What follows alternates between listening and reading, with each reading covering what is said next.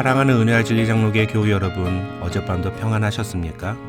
오늘도 주님의 인도하심을 따라 하나님의 말씀을 지키며 복음을 증거하는 일에 열심을 내는 하루가 되시기를 주님의 이름으로 축원합니다. 오늘 새벽에 만나 본문은 데살로니가 후서 3장 6절로 18절입니다.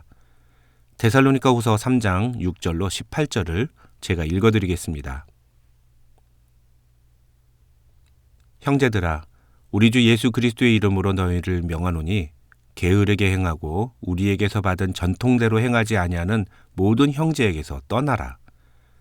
어떻게 우리를 본받아야 할지를 너희가 스스로 아나니 우리가 너희 가운데서 무질서하게 행하지 아니하며 누구에게서든지 음식을 값없이 먹지 않고 오직 수고하고 애써 주야로 일함은 너희 아무에게도 폐를 끼치지 아니하려 함이니 우리에게 권리가 없는 것이 아니요 오직 스스로 너희에게 본을 보여 우리를 본받게 하려 함이니라.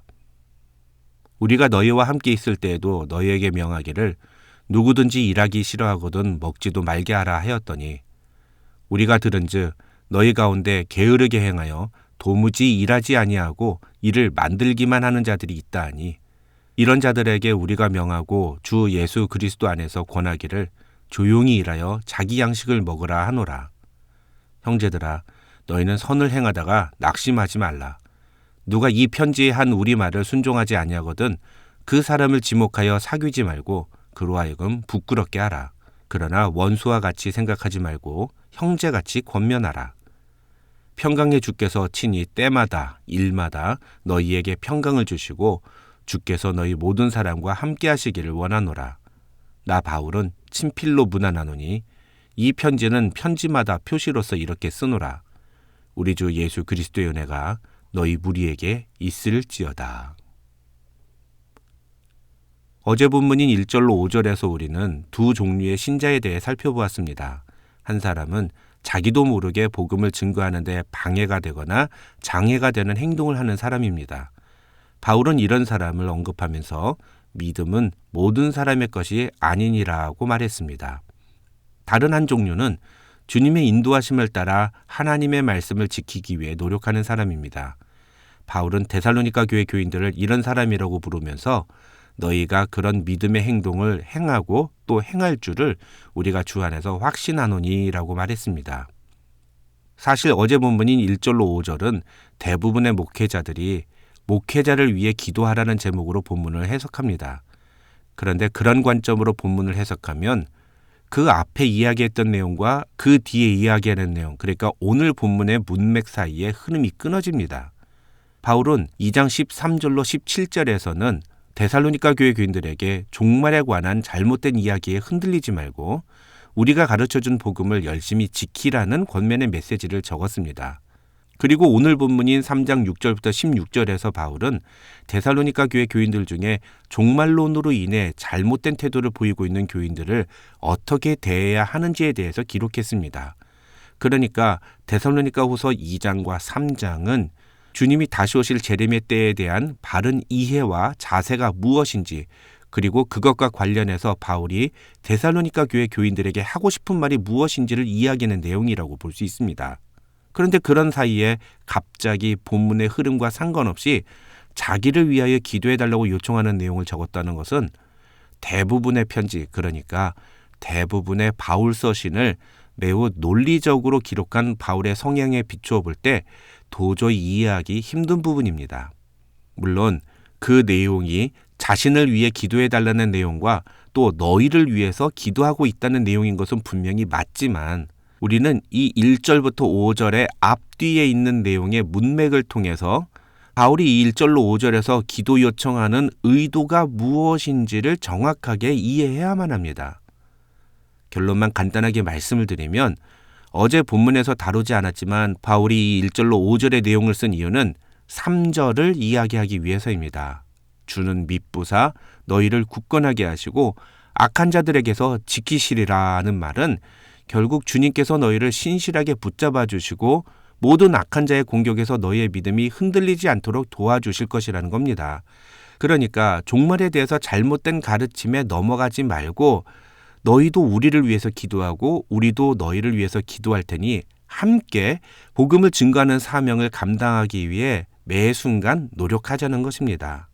그러면서 이제 오늘 본문인 6절로 16절에서 바울은 그 사명에서 벗어난 사람에 대해서 이야기를 합니다.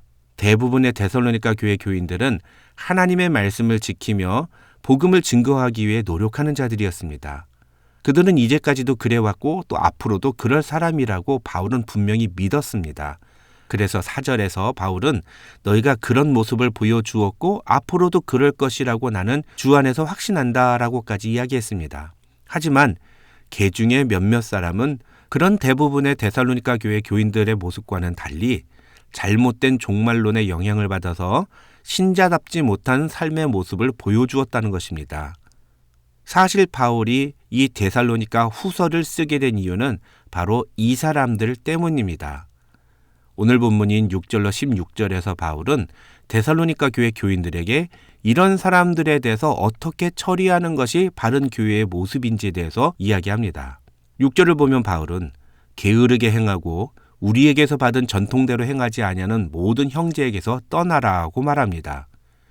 또 11절을 보면 너희 가운데 게으르게 행하여 도무지 일하지 아니하고 일을 만들기만 하는 자들이 있다 하니 라고 말합니다. 여기서 게으르게 행하다라는 말은 원어 그대로 번역하면 군인이 대열을 벗어나다라는 뜻으로 규모 없이 행하다, 정해진 규칙대로 행하지 않는다라는 의미고 하나님이 가르쳐 주신 성도의 삶의 자세로 살아가는 것이 아니라 자기 마음대로 자기가 하고 싶은 대로 행하는 신자의 모습을 가리키는 말입니다. 그러니까 이 6절과 11절에서 바울이 지적하는 사람들은 어떤 사람들입니까? 바울이 종말의 때에 신자가 어떤 태도를 가지고 살아야 하는지에 대해서 이미 가르쳐 주었는데 그 말씀을 지키며 살기보다는 이제 곧 종말이 오는데 뭐하러 그렇게 열심히 일을 하느냐면서 일도 안 하고 오히려 일을 만들기만 하는 그리스도인다운 삶의 모습을 보여주기보다는 자기 마음대로 자기가 하고 싶은 대로 행동하는 그런 사람이었던 것입니다. 중요한 것은 그런 사람을 교회는 어떻게 대해야 하는가입니다. 6절을 보면 바울은 그런 형제에게서 떠나라고 말합니다. 여기서 떠나라는 말은 그런 자들과의 교제를 끊으라, 그런 사람들과 자꾸 가까이 하지 말라 하는 뜻입니다.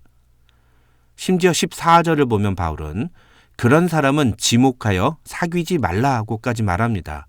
여기서 지목하여라는 말은 누구나 알아볼 수 있도록 표시를 내라는 뜻입니다. 다른 말로 하면 그 사람은 문제가 있는 사람이라는 것을 모든 사람이 알 수 있도록 하라는 겁니다. 왜 그렇게 하라고 하느냐?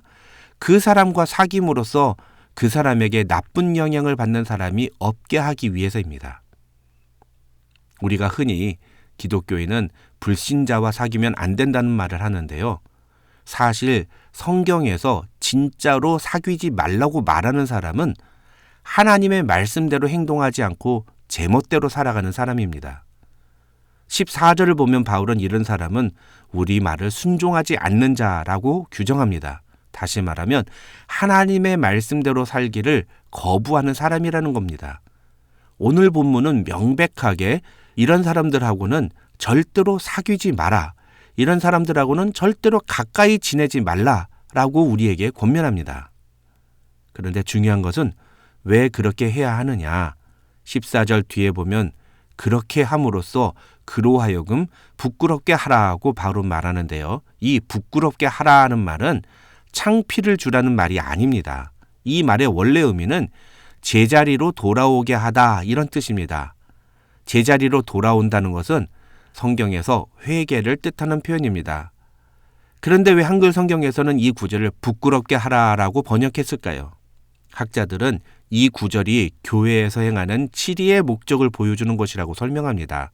다시 말해서 그렇게 잘못된 교인이 있으면 교회가 그 교인의 문제점을 공개적으로 처리함으로써 첫째는 그 교인에 의해서 다른 교인들이 나쁜 영향을 받지 않도록 방지하고, 둘째는 이런 치리를 통해서 그 문제가 있는 교인이 스스로 부끄러움을 느끼고 자신의 잘못을 돌이키도록 인도하라는 것입니다.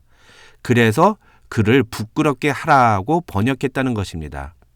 6절에서 바울이 그런 형제에게서 떠나라고 말한 것이나 14절에서 그 사람과 사귀지 말라고 한 것도 영원히 그 사람을 교회 공동체에서 추방하라는 의미가 아니라 일시적으로 그 사람에 대해 그런 조치를 취함으로써 그가 자신의 잘못을 깨닫고 돌이키게 하라는 의미라고 설명합니다.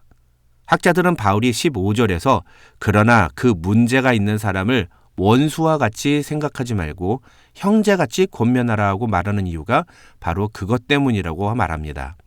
즉, 교회 안에 문제가 있는 지체가 있을 경우에 교회는 그 지체의 문제점을 바르게 지적하고 처리해야 합니다. 때로는 아주 엄하고 강한 징계를 통해서 그 사람의 문제가 무엇인지를 분명하게 드러내고 그렇게 함으로써 다른 교인들이 그 사람에게 나쁜 영향을 받지 않도록 조치해야 합니다. 중요한 것은 만약 그 징계를 받은 사람이 하나님의 구원의 백성이라면 그는 반드시 자신의 죄악을 회개하고 돌이키는 반응을 보이게 될 것이라는 것입니다. 그러면 그때 교회 공동체는 그 사람을 다시 형제로 받아주고 따스하게 품어주는 태도를 보여야 합니다. 또 하나 오늘 본문 7절로 13절에서 바울은 그런 권면을 자신이 내릴 수 있는 이유로 자신과 그 일행이 데살로니가에서 보여준 모범을 언급합니다. 이것을 통해 바울이 이야기하려는 것은 종말의 때가 가까웠다 하더라도 우리는 질서 있고 규모 있게, 다른 말로 하면 매일매일 그리스도인다운 신자의 모습을 지키며 살아야 한다는 것입니다. 그것은 일도 안 하고 무의도식하면서 다른 사람에게 폐를 끼치며 사는 것이 아니라 자신이 해야 할 일을 성실하게 행하는 것이며 자신과 자신의 일행은 그런 모범을 데살로니가 교회 교인들에게 보여주었다는 것입니다. 그러면서 바울은 13절에서 너희는 선을 행하다가 낙심하지 말라고 권면합니다. 여기서 선을 행한다는 말의 의미는 말 그대로 선을 행하는 것을 의미하는 것이 아니라 바울이 6절로 16절에서 이야기하는 내용, 그러니까 종말의 때를 살더라도 자신이 매일 해야 할 일을 성실하게 행하며 사는 것을 의미합니다. 그러니까 종말이 다가온다면서 열심히 일을 하지 않고 그런데도 매일 잘 사는 그런 사람들을 보면서 낙심하지 말고 하루하루 성실하게 열심히 살아가라는 권면의 말인 것입니다.